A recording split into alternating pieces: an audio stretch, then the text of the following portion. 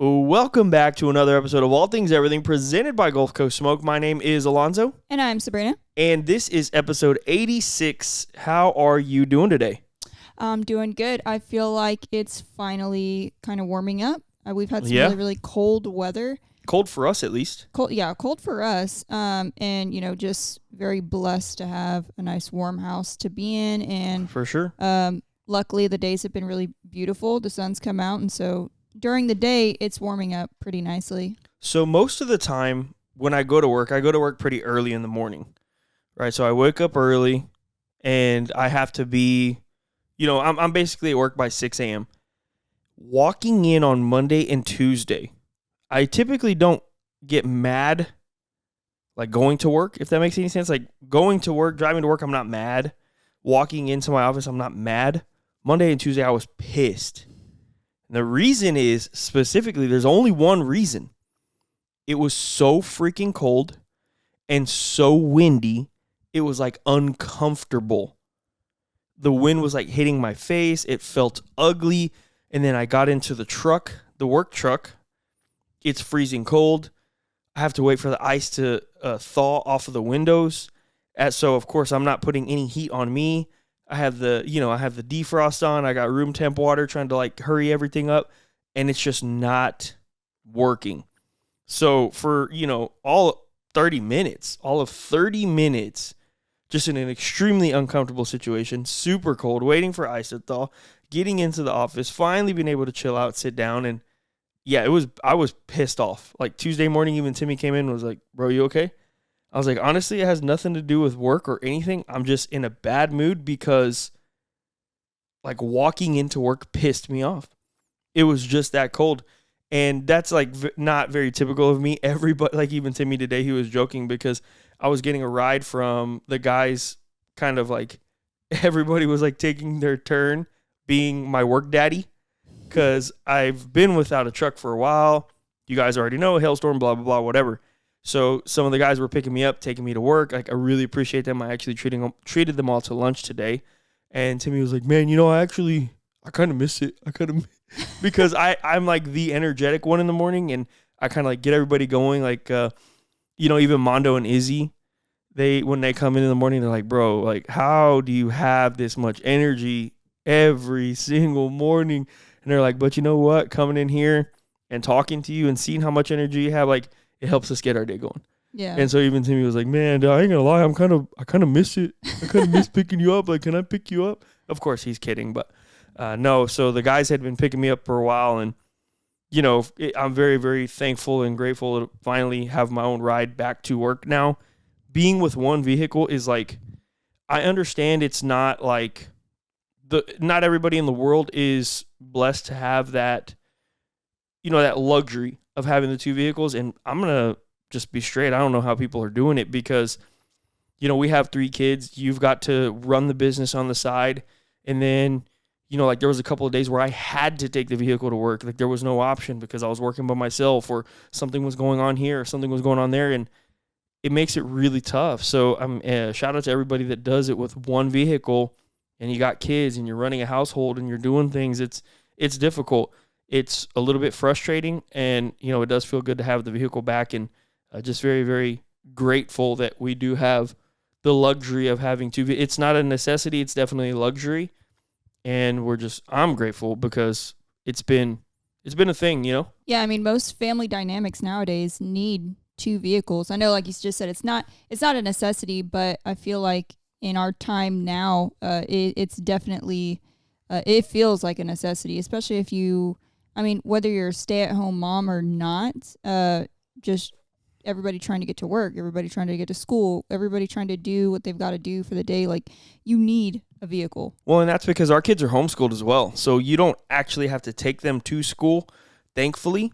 Otherwise, that would be another thing, right? Just imagine having to take Alonso to elementary school and Piper to elementary school and then Penny to middle school or something like that, right? Like eventually there's going to come a time. And so it really puts it into perspective. And again, I'm very grateful that we do have the 2 vehicles. Like to me, it's like, we have 2 vehicles. Like everybody should or does have 2 vehicles. That's just not the case. Yeah. That's just not the case. So it's 100% a blessing, and just very, very happy to have our situation back to what feels normal to us. Yeah. Where we have the second vehicle. You, of course, like you have a completely different vehicle now. We bought Mom's Tahoe. Mom got a brand new Expedition, which is sick. And, anyway, but yeah, it's finally a little bit of normalcy there. It was cold early in the week, like very, very cold. Today was a little bit better. In the afternoon, it was a beautiful day. I was like, man, I would love to go home and film. But, of course, we had to set up for this, and we had stuff going out for our video, so we kind of had some last-second things we weren't able to film, but today would have been a perfect day to film. 100% sure. perfect day to film. Yeah, and it's not getting as dark as early anymore, which that's what I'm really looking forward to is these kind of spring and summer months where it's just daylight all day. Yeah, It's until perfect. like 7:30. Yeah, perfect for filming. So let's go ahead and move back a few weeks because we did not have a podcast last week. Yep. But on the agenda is Reese Bros Barbecue. So let's kind of backtrack and talk about how that review was for us. How was that food and your overall thoughts on that restaurant? So first and foremost, I'll say it very simply. Reese Bros did exceed my expectations by a pretty good margin. I did not expect to go over there and think that it was bad. I just didn't expect it to be that great. It was truly great. It was one of the better places that I've eaten. They have a lot of Mexican flair when it comes to their cuisine, and it's just so, so good. Like, the pork was something that I promise you, like, I could go back tomorrow and eat it again. The sides were delicious. The dessert was everything that they are doing is so incredible. It's a really, really cool location. I love that it's two brothers doing it together. It felt like a really, really great vibe there. Elliot is a really cool dude. I've texted him back and forth a few different times, and just overall, I was like blown away.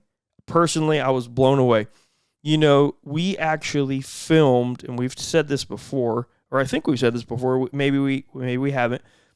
We actually had that video that we put out recently where we did our top 10 bites of 2025 was fully done. We scripted it. We had our list, everything. We went and ate at Reese Bros, and it changed our list. Quite literally, it changed our list. We took some bites there that was like, holy smokes. This has to be.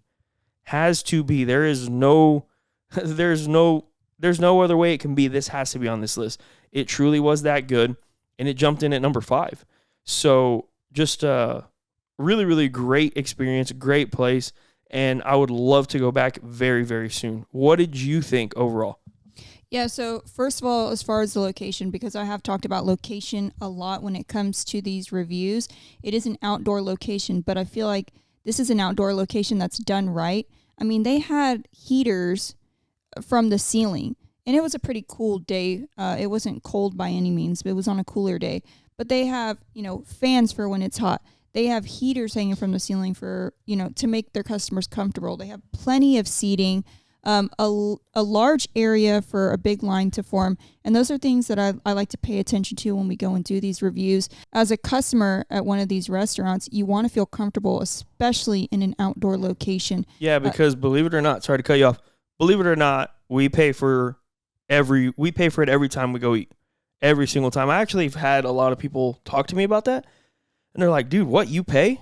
I'm like, yeah, that's in my opinion, that's the right way to do it. Yeah. Because if we do have, let's just say, for example, if we have a camera malfunction, I mean, it could 100% happen. It's happened at competitions. It's happened at competitions, and we come home, we think we had a really, really banger video, and it's like, dude, the mic wasn't working, or it was staticky, or something. I dropped an SD card, stepped on it, cracked it. Something something could happen. So we do always pay when we go eat this, and we pay full price unless they're giving a discount, and I don't know about it. Right? I mean, I'm just being real with you guys. We always pay, and I just wanted to bring that up because somebody at work actually was like, "Dude, what, you pay for that?" I'm like, yeah, every single time.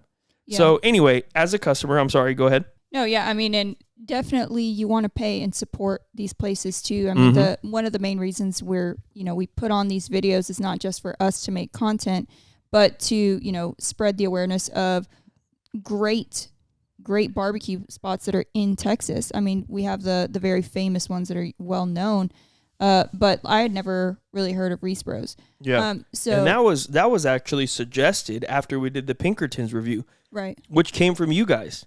Yeah. So again, please, as we post these, man, type in the comments and let us know, where do you want to see us go next. I promise you, within reason, we will make it happen. You know, if enough people say one specific spot, we will make it happen, because we would try and make content that you guys want to watch, right? That's like the whole goal of this thing, right? So always keep that in mind. Just always keep that in mind if you're listening right now.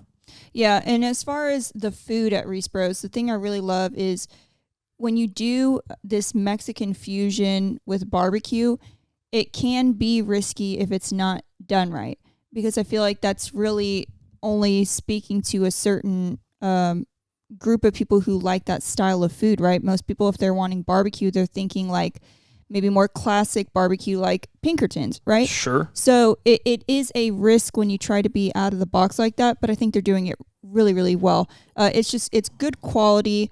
Everything is so vibrant, the flavors, the colors, and their specials. I really, really enjoyed their specials, because I love like a good tostada, a good chalupa. Yeah. I love things like that. So I mean, it was just spot on with the pork and all the elements that they had on top of that.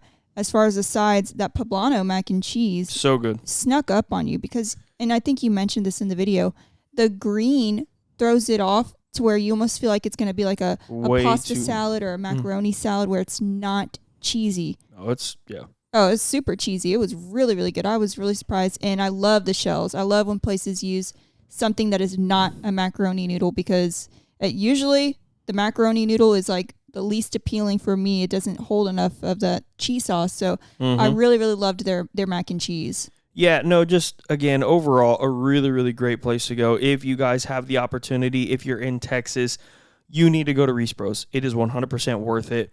You know, it's kind of cool. I saw the owner of Butter's Barbecue at Tronics in Corpus Christi. It's a card shop, right? So we were actually looking for some stuff for the kids, which it's kind of funny, right? These days, as much as I love card collecting and Pokemon and everything, still, we don't actually even get to do it anymore ourselves, to be honest. Like, we buy cards for the kids. Like, I tell people all the time, I'm like, dude, I don't get to buy cards for me anymore. Well, they make it so hard nowadays as well. Yeah, you can't really get cards right now.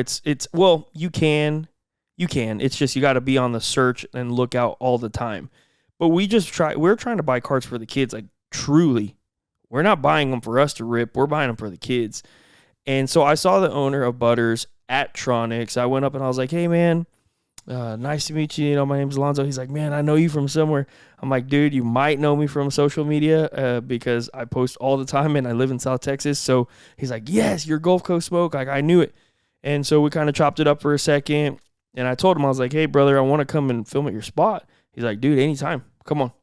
Anytime. But anyway, at that moment, I was like, yeah, man, we just filmed Reese Bros yesterday. And he told me, he's like, dude, Reese Bros was fire, bro.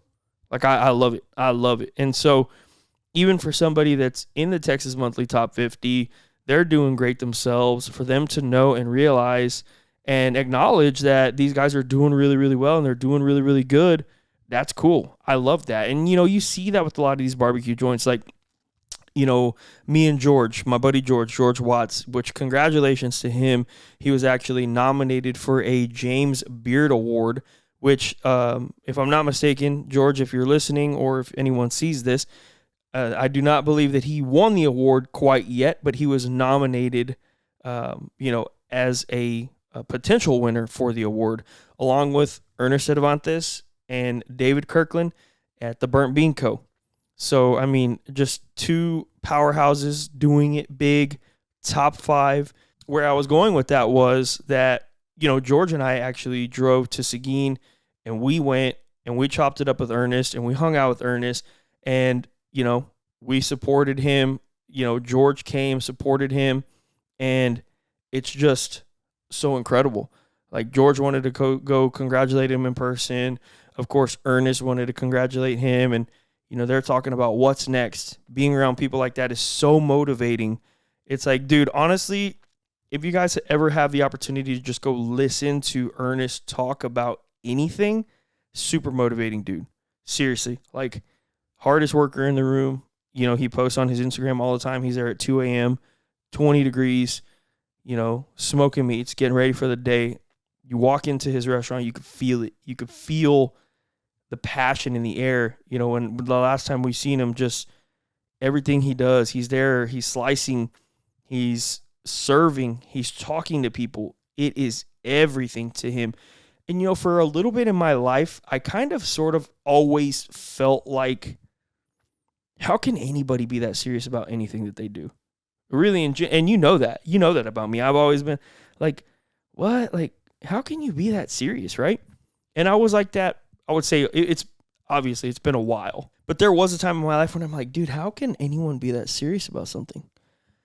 Now I feel like that's the only way to be, right? Like that's the only way to actually get anywhere in life is to be that serious about something and to like take it to the extreme. Whether everybody thinks like, gosh dang, like, okay, Alonzo, enough. Stop posting videos. Stop posting content. Stop posting these motivational, you know, things on your personal page. Like, we get it, Alonzo. You want to be something. I'm sure there's people that think that. I promise you they do. Oh my gosh, look at this cheesy guy. Like, all you're doing is making YouTube videos anyway. So I'm still trying to be something. That's more than a lot of people can say. And, you know, it's something I feel really passionately about. Like I talked to you about it the other day. You know, I had somebody recently, they asked me like, hey, so what I've been hearing about your side business. Like, what do you do? And what did I tell you that I told them? We're a marketing company. Like, so it's funny. For the longest time, I would tell people like, oh yeah, we do YouTube. But it's a lot more than that. It's a lot more. We're a marketing company. We're a media company.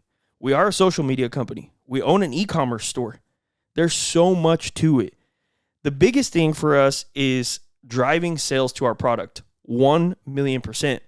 But we also have value in that we understand a little bit more how to market these products. Marketing is done through social media these days, a lot of the times. So we push social media really, really, really hard. And so it takes a little bit of media knowledge to do that. You've been getting really, really into editing lately. You know, you're taking a class to try and learn how to do things better with your cameras, with the editing, with learning about After Effects, with learning how to do certain cuts with, okay, well, we got to film with, we actually been using the wrong SD card the whole time. We didn't even know. Yeah. You know what I mean? Like we're investing into ourselves. We're investing into your knowledge and we're trying to get better. And it's just, we are not YouTubers. I mean, we are, but we're not. That's not all we are. That's probably the smallest thing of what we are. Yeah, we're constantly making videos. But the goal is to put out the best products possible.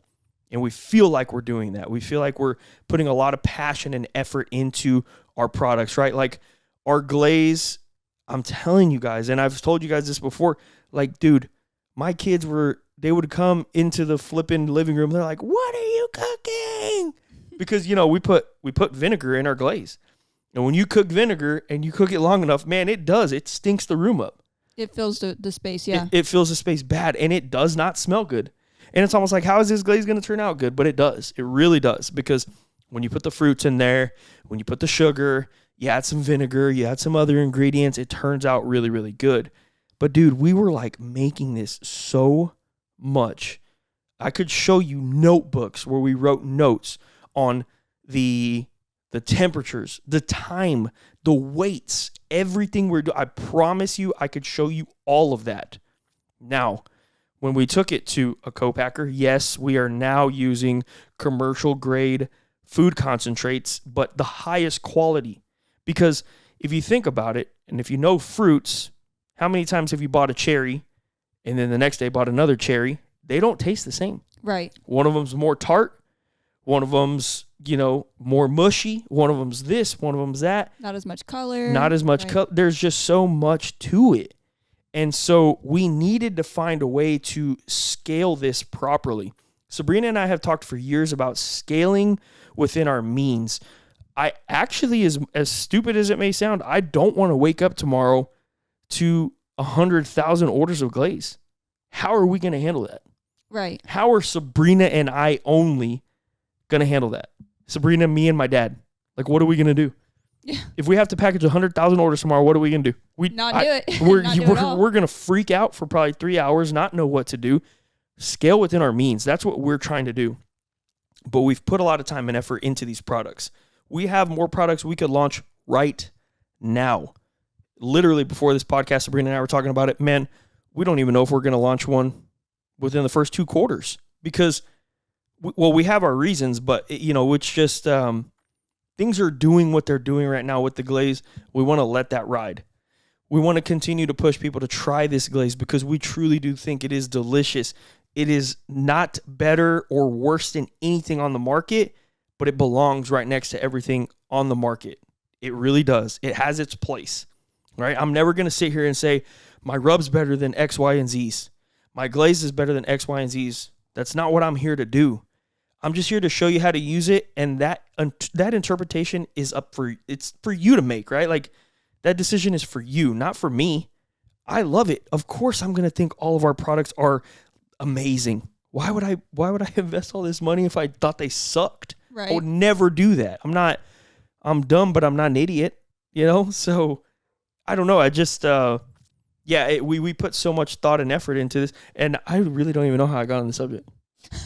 I really don't even know how I got on this subject, but let's kind of wrap this up a little bit, get back to ending on Reese Bros. But, thank you guys to everybody that's tried the glaze so far because we've still been getting really, really good feedback. Contrary to popular belief, it is not just cherry juice. Contrary to popular belief, that's all I'm going to say about that. It is not just cherry juice. We spent a lot of time making this product, and we are very proud of it. We understand not everybody in the world is going to like it, and that's something that we have to live with. But we love it, and we hope you do too. That being said, Reese Bros really, truly is an amazing spot to be. You guys need to go try it. And do you have any final thoughts on Reese Bros? Oh, you got to get the dessert. It's a mixed berry cobbler that comes with a frozen whipped cream. And I tell you what, that's up. I'm a big, big, big lover of burnt beans banana pudding. And then I tried Pinkerton's smoked bread pudding, which blew me away. I thought, okay, no dessert is going to come up and, match these two. And then I had that mixed berry cobbler, and I mean, I'm telling you, it's up there. Really, really good. So yeah, really, really good, good quality barbecue. And I really love that you can see the chef in them, in the brothers, right? They're not just pit masters. They are chefs. And I love to see that sort of cooking style when it comes to barbecue. So yeah, make sure to go try it. 100%. And while you were doing that, I opened my phone real quick, which I typically try not to look at it too much while we're podcasting, but I needed to bring it up because you were just talking about desserts. So Grant Pinkerton, shout out. Ooh, I want to try this. Yeah, really good friend of mine, man. So proud of this dude. Just doing it big. Opened his 3rd location in Houston, Texas. It looks incredible. It looks like an old school diner vibe. The pit's in there. The pit room looks sick. I want to go so badly. Gonna make it out there for sure. Just go support Grant because, again, just a really, really good dude and somebody that I have so much respect for. So they have, at their new location, they have creme brulee buttermilk squares. Did you see that? I saw that, and I saw the cheesecake. So they have buttermilk. It says buttermilk pie has always been one of my favorites, and I love a good lemon square. Several months ago, I thought, why not make a buttermilk square for the new store? When I brought the idea to Whirly Rhea, she made it come to life, and it was a hit. So they have some new desserts over there at the new Houston location, Pinkerton's Barbecue, something I'm really excited to try. And I actually had a comment the other day, I think it was on the Reese Bros video, that I would leave out sides completely. They shouldn't be in the reviews. Somebody put that comment. And I respectfully, I disagree. Because maybe I highly doubt any of you guys are going to a barbecue joint and literally just ordering meat. Right. I mean, it's very, very possible. Don't get me wrong. I'm not saying, but most people, you want something. You want a starch. You want like a rice. You want a bean or something just to kind of like reset your palate, give you, man, you don't want to just be stuffing your face with meat. Don't get me wrong. I love brisket too, but I need something on the side. I really do. So I think that we are I wasn't even ever considering it. And even after that comment, I'm still not considering it. But we're going to continue to do the sides. We're going to continue to grab the desserts. And we're just really going to let you guys know what we like and don't like. So before, and this is kind of funny, and this is just really, really random. I want to know, so Reese Bro's incredible. Go try it. Grant Pinkerton, shout out, bro. Super proud of you. Can't wait to go see your new spot. I don't know what it is about me just being me. And it, my dad's the same exact way too. I think you kind of know where I'm going with this. I don't know how or why I got like addicted to watches. Yeah. Addicted to watches since January 1st. Now, I'll be the first one to admit to you, I have gotten 2 watches since January 1st, and neither of them were expensive. Well, I mean, they weren't very expensive, right? On the lower end of expensive. Yes, on the way, way, way, way, way lower end of expensive. I'm not going to sit here and disrespect a couple $100 like that because we ain't rich, right? But I don't have a Rolex. I don't have anything crazy. But January 1st, the day that we launched our cherry pineapple glaze, we hit a milestone. That milestone was really, really special to Sabrina and I. And Sabrina is like the greatest wife ever, in where if I want to do something, as long as it's not crazy, she's like, yeah, just go ahead and do it, right? And it's funny because I do always ask for permission, and she's like, dude, why are you even asking me? You can, but it's more about it's just a respect thing. It's not like, I'm not going to be like, hey, just so you know, I'm going to go buy a watch and you're not going to say anything about it because I'm a man, you're a woman. I'm not going to do that. That's just not me, right? I respect my wife. I really, truly do. But I also do know, as long as I'm not being ridiculous, she's going to be like, yeah, just do whatever you want. Oh, no, I'm like the biggest enabler. Oh, like, yeah. Oh, shoot, you're into watches? Let me see. Go get that one. Yeah, no, for sure. But so on January 1st, we hit that milestone, and I've been telling Sabrina for a while, of course, anybody who likes any watch wants a Rolex, right? Like, but I ain't going to sit here in front. I don't have 15 grand to drop on a watch. And even if I did right now at the time that we're at in our lives, it's just not the right move. It's really, truly not. Now, I have been seeing on Facebook lately that there's some people that run some raffles. They call them waffles, and you could win a Rolex for like $100. Oh, really? But you like, you have to win the mini, and then you go to the main, and then like so if I ever have an opportunity to get a Rolex that way, I'll be real with you guys and let y'all know, like, hey, I got this for $100, But my other thing is I'm kind of afraid, like, are they fake? And then I'm not smart enough on watches yet to know, like, is that a fake Rolex? And then I'm like rocking it, and then somebody's like, what a fool. Got a fake Rolex. I'm like, no, I won this on Facebook. Leave me alone. You better leave me alone right now, buddy. Anyway, so my mindset is so, I don't even want to say addictive, but my dad's the same way when it comes to Legos. Do you guys have anything? Or are you the same way? Like, when you get into something, you get into it. So that milestone that we hit, I went and I got a Seiko watch, a Seiko 5 sports watch with the orange dial. Super sweet. Has a nice bezel on it, nice clicky bezel. It's got the, what is it called? Like, not like the plastic band, but it's like a rubber. It's a rubber band. I was going to say plastic. It's got a rubber band. Really, really nice watch. Retailed at like $439, right? Or something like that. Yeah. And then so like after taxes or whatever, it was a little less than $500. That was like a commemorative piece for me because it was a milestone that we hit, and I got the dial the same exact color as our logo, and it just means a lot to me, right? Now, that being said, I have the greatest father in the world, and I love him more than anything. So this is where my addictiveness comes in. My dad and I were drinking coffee together, which we often do. Friday, Saturday, and Sunday, most of the time, we are drinking coffee together, and sometimes we'll sit there for 2.5 hours drinking 1 cup of coffee and talking about whatever. Good, bad, ugly, doesn't matter. And so we're sitting there, and I'm just looking at watches over and over and over, and he's like, dude, what's going on with you? Like, how did you get into watches? I'm like, dude, I don't know. I can't even explain it. It doesn't make any sense to me how I love watches so much now. Like, again, and like, what did I do? I came home from work today. I gave everybody a hug, gave everybody a kiss. I sat down right next to you. The first thing I did was I turned on YouTube and I started watch YouTube videos. I love Teddy Baldassari. I don't know, I don't know how to say it, to be honest. And he's just a very, very traditional YouTuber where, man, he talks about watches. He talks about the movement of the watches, automatic watches, Swiss made, Seikos are Japanese made, the best ones you can buy for your budget. Obviously, if you can afford a Rolex, like these are the ones that are going to hold value, et cetera, et cetera. But I also like watching Vukum, which is and I told you before I started watching him, he's a little bit of he's rough around the edges. He can be a little aggressive. In negotiations, he can be a little bit much. But the thing I like about them is you really do get to find out what the value is of these pieces. So, like, they're typically trading and buying Rolexes.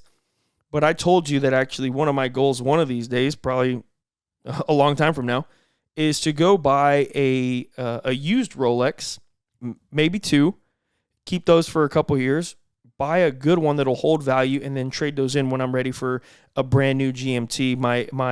My Grail watch would probably be a Zombie or a Batgirl for sure, and that's a GMT Master 2, and it's basically it's a black and blue bezel. It has a Jubilee bracelet. That's the Batgirl.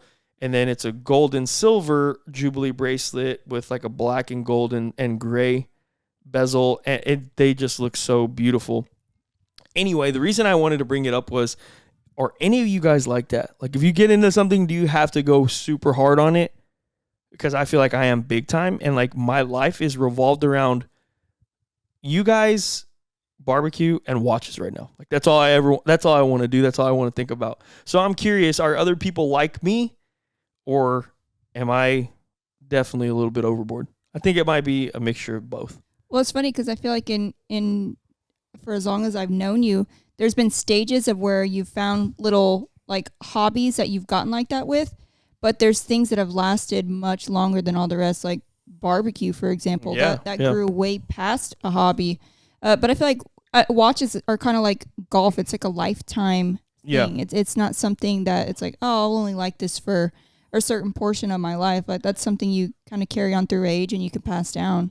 Yeah, well, this Seiko SSK003 that I'm wearing on my wrist right now, again, these are Seiko watches, very affordable, super affordable. Like, go online, look, you can get these watches for anywhere from $350 to $500 brand new. You just got to, look out for deals, see who's selling them, all that stuff. I mean, if you want to buy something used, even better. But this will probably be one of my favorite pieces of all time for the rest of my life. Even if I'm able to afford a million Rolexes, it's just a cool hobby to get into, to understand the movement about watches, to understand, how they build them. And I actually bought all genuine Seiko parts. So that's the other cool thing. You can buy replacement Seiko parts because a watch will break or something can mess up on it. So what I did was I went online and bought all genuine Seiko parts to put a watch together. And I'm going to try and build the watch. So there's mods or there's builds. So builds, if I'm not mistaken, are something where it's not genuine parts and it's like kind of like a fake watch. But a mod is getting like an actual watch with genuine movements and then making it look the way you want.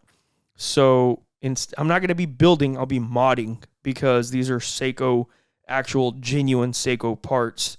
And that's something that's, that's important to me. But I do think it'd be really, really cool to build my own watch 100%. So anyway, I wanted to bring it up because I'm like, man, I wonder if other people are like me.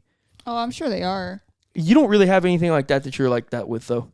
No, I mean, not off the top of my head that I can think of. I mean, I have things that I like a lot, but I don't really have things that I like that I would, come home, so to speak, and, turn on YouTube and try and like learn about it, watch it. Right. And that's the thing is I want to learn about it though. Yeah. It's not just, I mean, again, like, I understand the movement of Seiko watches like kind of a little bit now. And it's just really cool. And, hopefully so I did tell you this the other day too. You can't just keep buying watches because then you're always having to wind them. You're always having to do things with them. And it's just not ideal. But for now, I really do enjoy watches, and we'll see how long it lasts for sure. So moving on, let's talk about our video for this week, which was our 5 tips for grilling the perfect steak at home. And, for as long as you've been grilling, barbecuing, you've really mastered cooking a steak. And for the longest time, it's been really, really hard for us to go to like a steakhouse or a restaurant and eat a steak because it's not as good. You can cook it better at home, cook it the way that you want it, and it's going to be less let's be real. Meat in general, good quality steaks in general are expensive, but going to a steakhouse to get it's even more. Yeah, and so one of the things that I wanted to do with this video, and you and I had kind of talked about it for a little bit, is we wanted to pick steaks that were very attainable. We could have gone and gotten some really, really great Wagyu steaks, but man, let's be real. A lot of us are just eating a standard choice grade steak at the house. Maybe if, man, you got a little bonus or you did some overtime, man, maybe you're up in for a prime. But most of the people at home are going to be just eating a really, really good choice grade steak. Now, one of the things that I did want to do for that video, but as crazy as it sounds, I'm just not quite comfortable enough to do it yet, was walk into Walmart, actually pick up and show you some steaks and stuff like that. And I know it sounds crazy because I'm down to go into a restaurant and film, but this is my hometown. You know what I mean? I didn't want to be in my hometown, like picking up steaks and showing, and then just see people that I work with or that are my good friends and they're like, oh, look, Alonzo, he's filming. And so it was something that we juggled back and forth about going to do. And I know I need to get over that, especially if we want to get to the next level. But it was just not something that I was willing to do. But I do think that going into the store and actually showing you guys the meat one day is going to be very beneficial. So we had those steaks, and we got them from a local grocery store called Tuttle's Meat Market in Woodsboro, Texas. And they're very attainable steaks. They cost $15 per steak. And, it's one of those things where it's like, okay, you guys can go pick these up at Walmart. You can pick them up at H-E-B if you're in Texas, Kroger, whatever grocery store you have. If you have a Tuttle's near you, if you guys are near me, man, go over there and check out the steaks. Boar Eye Craft in Corpus has incredible steaks. Montrese has incredible steaks. These are all local to me. I would go get steaks from any of these guys any day of the week. But these ones from Tuttle's, I felt like were really relatable, but they were also beautiful and delicious steaks. So we talked a little bit about marbling, and then we talked about the preparation of these steaks. So it's really important to take your steaks out early. Let them get closer to room temp and not just grill them cold. We've found that out over the past couple of years. And now, again, everything that we say and do, guys, is subjective. You guys might in your brain think like, no, there's no way. That's a horrible idea, or that is completely wrong. Man, I'm not here to 100% change your mind, but I am here to offer different views on everything. So we like to take our steak out at least an hour before we're going to cook it. Let it get closer to room temp, pat it dry, and then salt it first. Now, for this video, we did quite literally use kosher salts, but we do prefer, of course, that base. But I wanted to keep it very simple, and I didn't want it to feel like I'm trying to sell you our products in something where it's like, hey, this is how to cook a perfect steak. Man, you don't need our products to cook a perfect steak. I'm going to be real with you. I could do it with salt and pepper only. I promise. But it's important to get some salt on that steak and do it early. So it's going to sound like a long time, but you want to give yourself 2 hours before you're going to cook that steak to start this process. Pull that steak out an hour. Then you want to salt it, and you want to let that salt sit on the steak for 1 full hour. And why is that? Yeah, and if you watch this video, you're literally going to see how after around 15 minutes, that salt is going to draw out a lot of that moisture from inside the steak. The steak's going to look wet. Mm-hmm. Even though you just patted it dry, it's going to look wet. But if you just leave it, wait another 45 minutes, so it's been a full hour at this point, all of that moisture has been absorbed back into the meat, and the meat looks dry. So you're essentially dry brining these steaks. So yeah, the process is pulling that moisture out, but then locking that moisture back in, so that way the flavor too. Exactly. So what will happen is that salt pulls moisture out, right? That salt is then absorbed into the actual moisture that's come out, and then it goes back into the steak, right? It's called osmosis. I know this because we researched it. I'm a steak guy now. But it pulls it back in, right? And that's where you're going to get that deep flavor of salt throughout your steak, right? Yeah, for sure. And then when you pair that with like a coarse seasoning like Killer Hog steak rub. The goat. Yeah. I mean, you're going to get that texture, but you're also going to get that savoriness all throughout the steak. Now, I think that this is or step number 2, right? Tip number 2 is one of the most important ones that people kind of don't really think about. Mm-hmm. But the preparation on your steak, I think, is very important because For sure. this, as you said, you want to give yourself about 2 hours ahead of time. And I know it seems like a long time, but think about it. I have 5 people in my household. On average, $15, sometimes $20 per steak. That's between $75 and $100. Man, if you're going to tell me that I got to cook a steak and I want to nail it, and I'm giving myself the proper time to make that steak really, really good. For sure. Because, I mean, dude, we went to, what was that place we went to recently where we went over there? And, I mean, it was like $200 and the steak was... Oh, yeah, it was... Not even good. Yeah. What was that, Longhorn? That's what it was called. Not even good. No, Yeah. I can't think of what it was I'm not trying called. to talk smack. I'm sorry. Yeah. I don't like to do that. But anyway, it wasn't Longhorn. A well-rated steakhouse in our area. Oh, yeah. Now I remember where it Yeah. was. But a well-rated steakhouse in our area. It was not Longhorn, so sorry, Longhorn. But it was horrible. It was Yeah. like $200-something for us to eat. It was horrible. Truly horrible.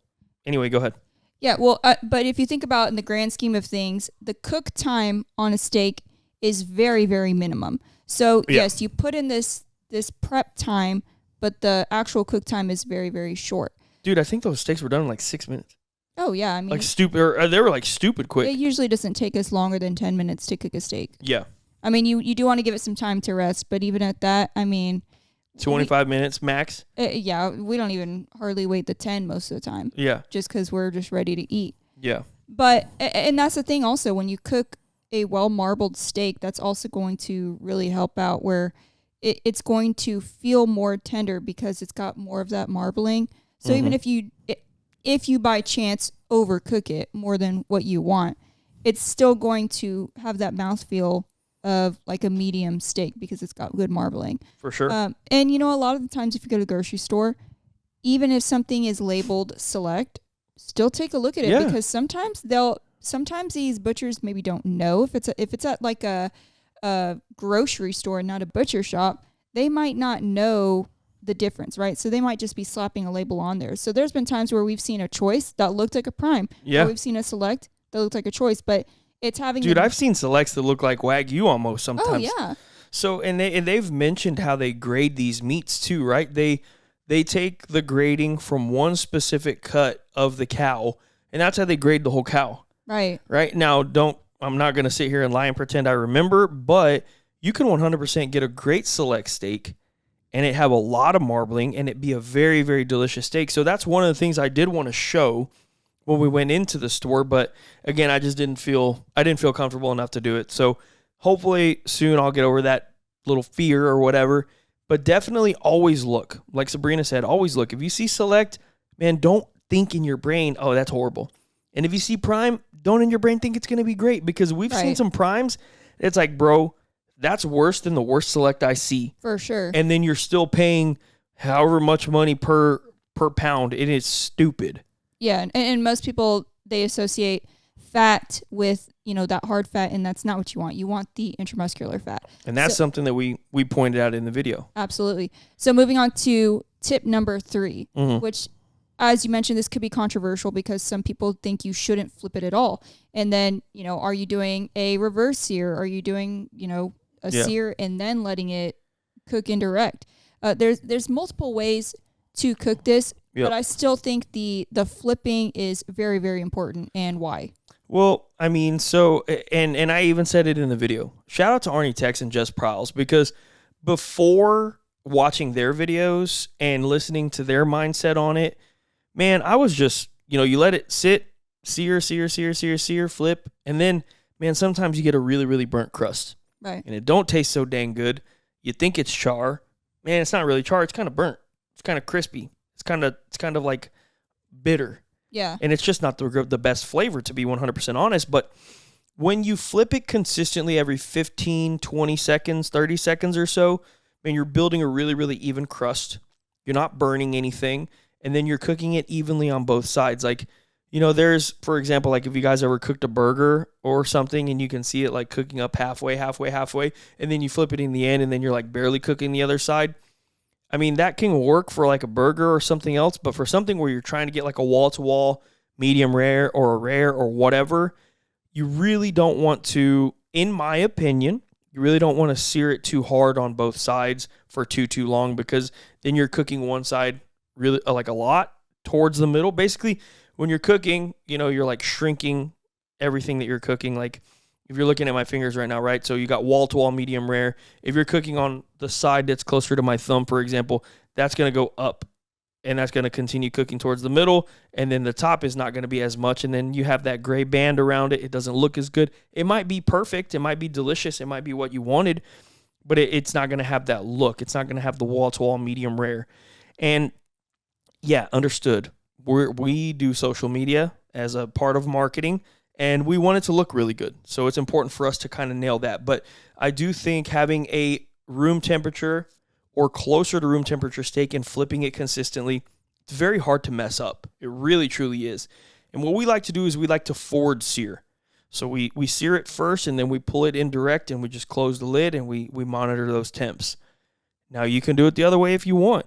You could put it indirect, and then you could put it direct if you want afterwards, and then kind of get that sear towards the end. It really doesn't matter, but I do think flipping consistently is very important. Yeah, and I like the forward sear because I like to get as much char flavor as I can on, you know, my preferred steak. And then also, if you're not flipping it, I mean, also think about this like toasting bread in a pan. When you're toasting bread in a pan, you want to move that piece of bread around so that it toasts evenly, because you're going to have hot spots, even on a pan inside your house on your stove. The grill is going to have hot spots. And so if you leave that steak on there for too long, you're going to get one spot that is just like completely overcooked. And then you go to temp it, it's going to temp one thing in one side and one thing in the other. Yeah. Whereas if you're cooking this as evenly as possible, you're going to get a consistent temp, you know, throughout your steak. Yeah, and so that's tip number 4, right? It kind of goes into tip number 4, and I'm going to be real with you guys. I know some of y'all do the finger test, right? I ain't that good. Yeah. I don't know how, you know, you basically, you get your thumb and you put your pointer finger together, your middle finger, ring finger, pinky, and you feel, what is this part called? It's like your palm? Yeah, like the pads of your hand. Like the pads of your hand, and you should be able to tell, like, oh, this is rare, medium rare, blah, blah, blah.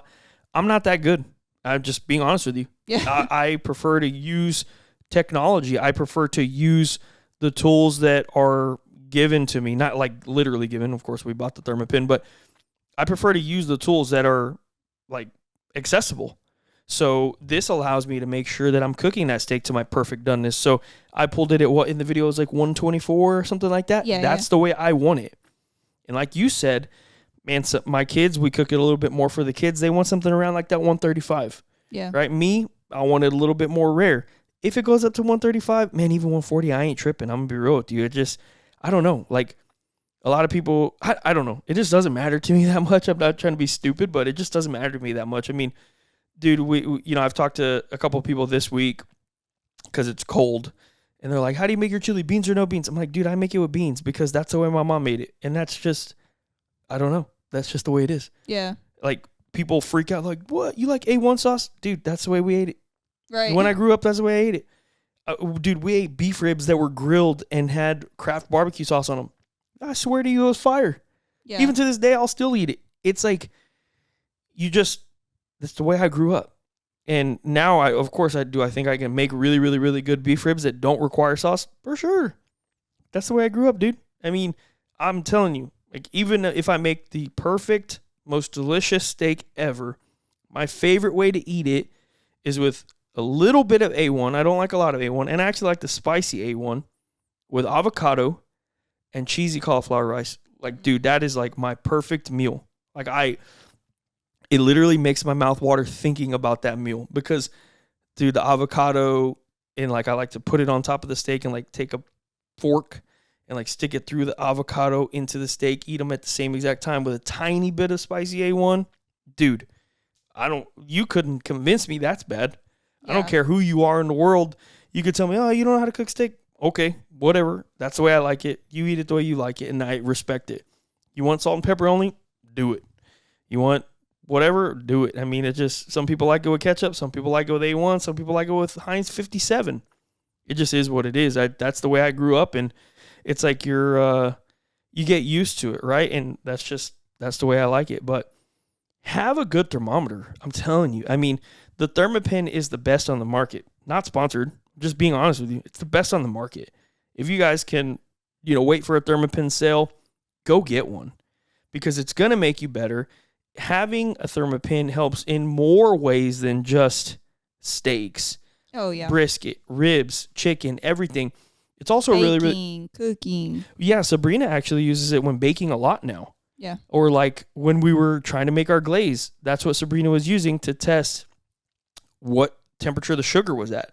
Okay, let's pull it at this because we're not trying to candy it. We're trying to, there was different reasons that we had for different temps, but it is such a good tool. And I really think literally everybody that is into cooking and into barbecue should have a Thermopin, in my honest opinion. I think any kitchen needs a digital thermometer. Yeah. And Thermopin is the best. And again, not sponsored. Like, I am not being paid to say that. That is from what I've done and tried, and we've tried a few of them, that's a fact. Yeah, a digital thermometer is going to go a long way. It's going to make you, I've been cooking my whole life, and I didn't become a better cook until I started really paying attention to internal temps. And now, also, of course, with barbecue, a lot of it has made us better cooks. Yeah, but for the most part, internal temps really, really do matter, especially when it comes to grilling and hot and fast cooking. And so our fifth tip, we kind of talked about this briefly, but a rest. Mm-hmm. Resting your steak. Yeah, just rest it for 10, 15 minutes, and we loosely tint it with foil. And at this point, it is all 100% subjective. Do you want to put butter? Yes, no, maybe so. Cool. If you don't, that's fine too, but you should rest your steak. Sabrina and I like to rest with either chimichurri butter that we've been making a lot lately, which is so incredible. Alfregoni made one of the best products I've ever had. Truly. Yeah. The chimichurri that he has, regular and spicy, again, this is not sponsored, this is my genuine opinion, is so, so, so good. It's like easy to make. Even the other day when we posted that video and they're like, oh, you should have made a homemade chimichurri. Like, dude, we know how to make chimichurri. I'm going to be honest. Like, Sabrina and I have made chimichurri before. We know how to make chimichurri. This product is so easy and so delicious. I don't see why anybody would not use it, just being honest. But we do like to rest it with A1 steakhouse butter or chimichurri butter on top for 15 minutes, loosely tinted with foil. The reason we want it loose is because we do not want to continue cooking that steak, but we want it to rest. So it's loosely, it's not like fully wrapped. And man, that 10 or 15 minutes is going to make a huge difference. It's going to allow those juices to reabsorb into that meat. You're going to have a really, really good cut. And when you cut into your steak, the juices are not going to be everywhere. Now, that being said, if you want to cut right into it, dude, do you. Enjoy your steak however you want to enjoy it. These are just tips that we feel like we've learned over time, and we wanted to pass them along. And that's why I was even saying with the flippity flip or the just keep flipping, like we got that idea from other creators, from Jess Pryles, from Arnie Tex, to powerhouses in the space. I mean, I learned too, right? I like to learn too. And I think that it's just really cool to be able to pass it along, and hopefully you guys are able to make some really good steaks at the house. Yeah, and side note, just because of what you said, that person commented, a lot of the times when we are filming, we're concentrating on what we're filming. We don't even make a side. Yeah. So anything we can make that is convenient and we don't have to put too much time into, like that chimichurri, that really saves us a lot of time. And it's just so good still. Again, it is so good. But yeah, overall, I think that learning to cook your own steak at home is just one of those things where you're going to impress a date, your wife, your husband, your well, unfortunately, your kids as well, and then they're gonna start requesting Steak all the time. steak all the time, and I mean that's probably the most requested. That's why I dinner can't in get a our Rolex. house. That's why I can't get a Rolex. My kids Yeah. like to eat steaks, and they like to eat steaks a lot. But hey, you know, I mean, it kind of is what it is, I guess. But yeah, no, I mean, a really, really, in my opinion, it was a great video. I want to give a quick shout out to Sabrina because she has been taking these courses and she's been taking editing a little bit more seriously. And I think you could see it in the videos. Well, it's kind of like you just said. You learn. The way I learn is very similar to the way you learn. Is we learn a piece of something and then it gets the gears turning to, okay, now I can create This something else. You know, it's not just like, oh, someone's having to show me how to do this. It just takes learning even just a portion of something, and it really can get the gears in your head turning to improve things. Yeah, and I think that it's just been really impressive to go back and I watch the videos and it's like, man, that's a really good video. That's a really good graphic. And the crazy thing is I already know they're only going to get better. So hopefully you guys are noticing changes in the videos, in the content that we've been putting out. They're hopefully higher quality. We're going to continue to push them out all year long. We have some really cool videos. We've already picked the contest that we're going to use one pellet grill and one pellet grill only for the whole contest. And that's coming up. Is it February yet? No, it's coming up in February. So we have 2 contests in February. One of them we are not going to film anything at. Well, we might do like shorts or something, but we won't film anything at this one. And the second one is going to be a full competition video on one pellet grill and one pellet grill only. Now, because of the fact that it's an electronic, we might run into problems. I am going to bring one drum just in case. And if that's the case, if it fails, obviously that video won't come out, but we need something just in case, right? But I'm not going to take my offset and my pellet grill. That's just too much to take. But we are going to do that contest, and that video is coming. It should be here early March because we're going to film it in late February. But yeah, really excited to see how that goes. And I'm like super nervous because we've never done it, but I'm like, this is going to be a good video. And of course I want to win. I'm not trying to put ourselves at a disadvantage. I truly, truly, truly think that we can go out there and still do well. And I think this is going to be a really good video because a lot of people hate pellet grills and a lot of people hate competition barbecue. And so we're going to give them both in one video, and we're going to try and prove that we can still do well at a contest. Even if we do bad, we are going to show it. We always show you guys the good and the bad sides of competition barbecue. We know that we have not been posting nearly as much competition barbecue content, but doesn't mean we don't want to, doesn't mean that we are done with it. We just are doing other things right now, but there will be more competition videos this year. I have some cool plans already being talked about and worked on with Bill Purvis, Phil Breeden, Fred Robles, Cesar Mejia, and Irini Gonzalez. So we're trying to put out a really, really cool video this year that is centered around competition barbecue. The goal is to continue to bring eyes to it, bring people into the sport, and realize that, maybe this gives you a little hint, that you can still do well. You don't have to go buy all the most expensive meats in the world to do well at a competition. Just keep that in the back of your head when you think about what we're going to try and do here this year with competition barbecue. But that being said, I think we've done good this episode. We talked a little bit about the glaze still doing well. Thank you guys for that. Talked about me becoming addicted to watches in 27 days. And now I'm like, I don't know. I don't know what it is. But again, I don't have a great collection. I have a wonderful collection that's very meaningful to me, but it's not an expensive collection. And that doesn't matter to me. It's just something that I'm really into right now. And I hope to keep building and building and building on it for sure. Learning a little bit more about watches, learning more about movement. Let me know in the comments if you guys have anything that you're really into that maybe I should look into and get addicted to that as well. Because that's just who I am. That's how I am, unfortunately.